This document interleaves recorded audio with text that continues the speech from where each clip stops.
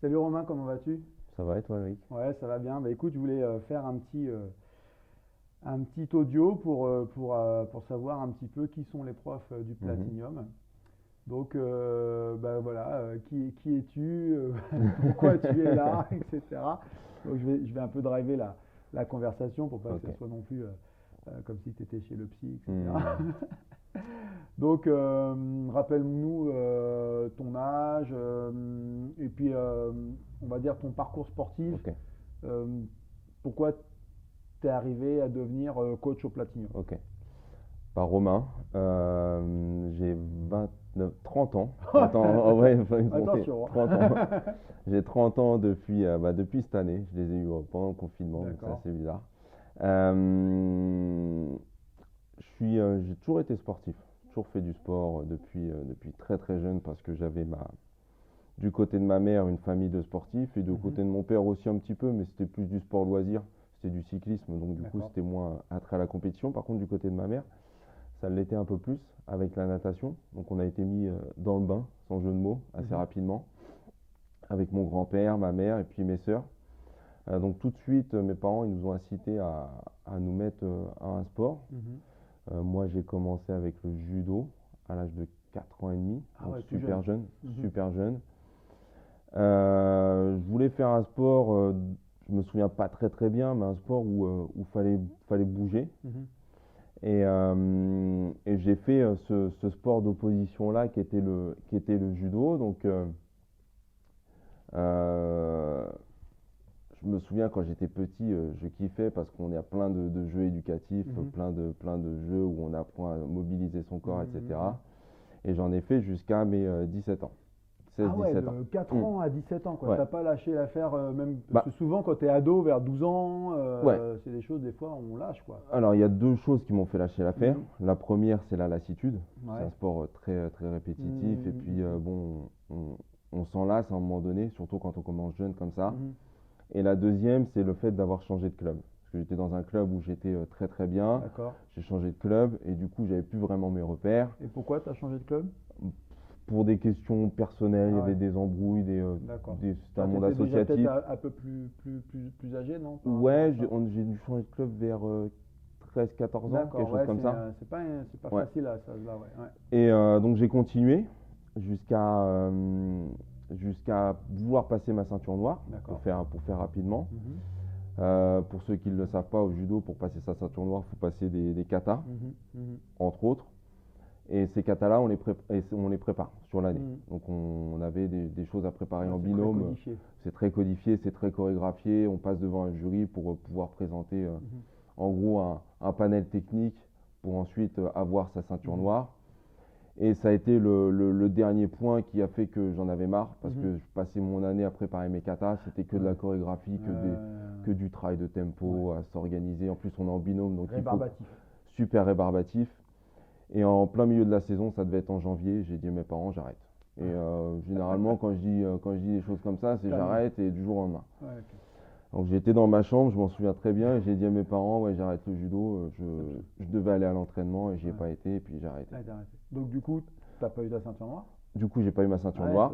c'est un peu con. Ça Ouais. m'a pas fait chier Ouais, pendant longtemps. ouais. Et maintenant que j'ai repris les sports de combat, Tu te dis, notamment avec toi, ouais, ouais. le MMA, les choses comme ça, je me dis c'est quand même un petit Ouais, regret t'aurais parce que pu je pourrais clôturer avoir, quelque voilà, chose. je pourrais avoir la petite Hmm, gratification qui fait hmm. que Ouais, j'ai il n'est pas été. trop tard, hein, en fin de compte. Non, il n'est pas trop tard, il faudrait que je me remette dans le bain, Hmm, surtout que ma hmm. soeur a continué, elle, Ah pour ouais, le ouais. coup. Et, Puis en et plus, elle on a. a Christophe ici, Voilà, donc voilà. il peut t'aider, quoi. Mais c'est au jour d'aujourd'hui, Hmm, c'est un petit regret. Je me dis, j'ai hmm, pas été au bout des choses et j'ai peut-être été trop vite dans ma prise de hmm. décision pour me dire j'arrête. Bon, pas trop tard, Il n'est jamais trop tard. on va On peut-être verra. voir ça. Ça, c'est l'aspect purement sportif. Après, Mhm. j'ai essayé d'autres Donc choses. judoka de base. Judoka de Ouais, base. ouais, c'est vraiment ta Ouais. culture, ça a été le judo, quoi. Judo, c'est vraiment essentiel. Après, j'ai beaucoup pratiqué le foot avec mes potes, mais c'était D'accord. plus dans un Dans les cadre loisirs. loisir. J'ai essayé un autre sport après le judo, c'est le tennis, mais ça me convenait pas du tout. D'accord. L'écart, il était trop grand entre les deux Ouais, disciplines. ok. Et puis, ça me correspondait pas. Mhm. Et c'est là où je me suis mis pleinement dans les sports dits de développement Mhm, physique, mhm, donc mhm, mhm, musculation, mhm. crossfit, D'accord. cross-training, on peut l'appeler comme on veut. Mhm, Et comme j'ai un esprit très autonome, très autodidacte, mhm. j'ai tout de suite voulu comprendre Approfondir les choses. approfondir et comprendre pourquoi je faisais ça. J'aime pas faire les choses bêtement. Mhm. J'aime comprendre pourquoi je le fais. Et c'est là que j'ai vu que ça me prenait énormément de temps. J'avais en parallèle du coup passé mes études, un BTS dans la compta. Ça peut faire sourire aujourd'hui, mais j'ai un BTS dans la compta et j'ai travaillé dans la compta. Et ça pendant 6-7 ans. Et au fur et à mesure, donc ça devait être en 2010, ma mise en place dans le monde de la musculation, du crossfit, etc. Il y a eu un petit déclencheur. Voilà. Là, en même temps, j'ai eu mon BTS, donc pour commencer à travailler professionnellement parlant. Avoir des sous. Voilà, exactement. J'ai travaillé 5, 6, 7 ans dans la compta et je me suis rendu compte qu'au fur et à mesure, c'était pas fun, ça me correspondait pas, je changeais de taf tout le temps, ça n'allait jamais pour un oui, pour un non. Et puis en même temps, je voyais que je passais énormément de temps sur mon PC à lire des articles, des trucs de sport, à approfondir les choses. Voilà. Je me rendais bien compte que le focus. Pourquoi pas passer un diplôme, un truc Ouais, comme ça, quoi. c'est ça. Alors après, j'avais toujours cette crainte, entre guillemets, de passer un diplôme et de me dire, ouais, je vais associer quelque chose qui me fait plaisir ou que je kiffe à du travail. Donc c'est ce qui me C'est vrai que l'association, est-ce qu'elle peut être sympa, quoi, ouais. C'est ce qui me freinait un peu. Puis en même temps, comme ça faisait pas très très longtemps que j'avais eu mon BTS, que j'étais dans le monde du travail, je me disais aussi, bon, peut-être qu'il faut que je pousse un peu, chercher le bon poste qui va m'engager. Jusqu'au jour où j'ai dit non, à force de changer de taf, ça sert à rien, il faut que je fasse quelque chose qui me plaise. Et puis il y a eu un déclic dans un travail. Je me suis pris la tête avec ma chef. Je lui ai dit gentiment d'aller se faire foutre. Je me suis barré, et puis là je me suis posé la question, je me suis dit est-ce que je continue ou est-ce que je fais autre chose? Et là naturellement le sport est venu naturellement. Et je me suis mis en tête de passer du coup mon BPGEPS. Ouais. Ça a pris du temps, parce que démarches administratives, financement, etc., ça a pris du temps. Et au bout d'un an et demi, 2 ans, je me suis mis à avoir mon diplôme en BPGEPS, du premier coup, nickel. Donc au final, ce que j'avais appris sur le tas, ça m'avait servi pour passer mon diplôme. Donc je m'étais dit, quelque part, ça n'avait pas servi à rien, entre guillemets, plus ma pratique. Et puis j'ai eu mon diplôme. À partir du moment où j'ai eu mon diplôme, j'ai commencé à travailler un mois, je crois, dans une salle de fitness. Et puis j'avais postulé à droite à gauche, chez toi, pour commencer à travailler tout simplement. Bien sûr. Et démarcher. Et puis tu m'as appelé. Et on s'était rencontrés une première fois, je crois. J'étais venu pour me présenter la salle. Ouais, c'est ça. Je voulais voir un peu, Ouais. je voulais voir un peu, avoir du monde, etc. Et on avait discuté, et puis tu m'avais proposé de faire un cours de cross-training, non pas l'élaborer, mais participer. Donc j'avais fait un cours de cross-training. J'étais venu un lundi soir, je crois, c'était blindé, blindé à mort, quand la salle était encore ouverte. Et j'avais fait le cours de cross-training, on avait discuté un peu, et puis on avait mis du temps à se recontacter parce que ça devait être, je sais plus, il y avait une période, c'était un peu. Après, moi, après, au final, je me suis dit, tiens, je voudrais peut-être avoir. J'ai tenté un coup. C'est-à-dire, je me suis dit, ok, au niveau sportif, je pense que ça peut le faire. Et après, je me dis, tiens, j'aimerais bien avoir un garçon à l'accueil, puis une fille, c'est un peu mais je me dis, tiens, je vais peut-être lui proposer ça, et on va voir si ça lui dit de faire un peu une double casquette, quoi. Donc, c'est pour ça que je t'ai proposé ça. Et puis, Alors moi, il y avait deux intérêts. Il y avait le côté, du coup, stabilité. Et puis le côté aussi, je voulais pas forcément travailler dans une salle de fitness à proprement parler, plus travailler dans un club de sport. Du coup, c'était plus rattaché à ce que je connaissais. Et surtout, quelque chose qui était lié à la préparation physique, parce que c'est ce qui m'intéresse vraiment, c'est la préparation physique. Pas forcément que pour des athlètes de haut niveau, mais pour donc, des... du coup, content d'être au Platinum? Très très content. Très content. Tu te sens épanouir et ouais, je pense que ça. Tu peux faire des projets, ouais, des choses, quoi. T'es content de ça? Je pense que ça se ressent aussi au vu de ma relation avec vous tous déjà, et puis au vu de ma relation avec les adhérents. J'ai pas de problématique particulière, je m'entends bien avec tout le monde, je suis assez ouvert, je suis assez à l'écoute. On se rappelle de tes premiers cours de cross-training où tu disais, bon, les filles, ouais. jaune, les garçons prenaient. Alors, c'était pas pour dissocier, pour avoir une sœur qui est très très sportive et qui est très très dans le côté compétition, et puis le côté vraiment dur, vraiment très sportive. Les premières remarques que j'avais eues de certaines adhérentes, hein, c'était, ouais, il est bien, hein, Mais par contre, il nous dit de porter des poids jaunes, alors que nous, on avait l'habitude de porter des poids verts et tout ça, etc. J'ai dit, ouais, ne vous inquiétez pas, il faut qu'il Ouais. se fasse la main avec les cours, les gens, etc., etc. Puis tout est fait vite, hein. Puis Ouais, très vite. Et puis c'est t'as comme ton tout, groupe de ouais, gens, etc.